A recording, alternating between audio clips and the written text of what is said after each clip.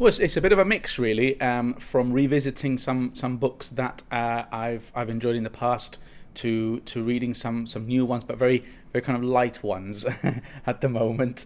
And also, of course, just reading a few plays and looking out for options. Next up on my list in terms of what to read is a book called Paradise by Abdulrazak Gurnah. Abdulrazak Gurnah, he won the Nobel Prize for Literature last year, but he was also my lecturer for one of the very few English literature modules that I did at university, which was on post-colonial literature. And he's a vastly intelligent man, really interesting to listen to.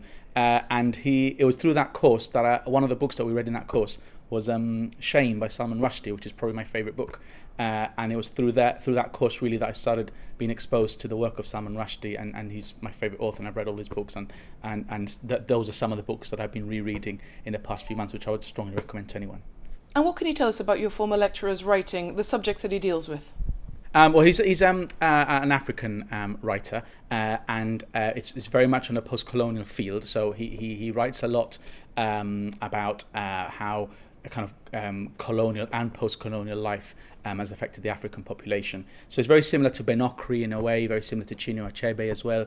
But I've never actually read any of his books, even though he won the Nobel Prize last year. I've never actually read any of his books. So I'm really looking forward to reading Paradise, which was shortlisted for the Booker Prize back when it was written, and see what a familiar person has been writing. And you mentioned you've been rereading some old favourites as well. Can you give us an idea of some of these? So I reread Shame a few months ago for probably the 6th or 7th time. I absolutely love that book. And I also read The Moor's Last Sigh, which is another Salman Rushdie book. I think that's the 3rd or 4th time that I've read it.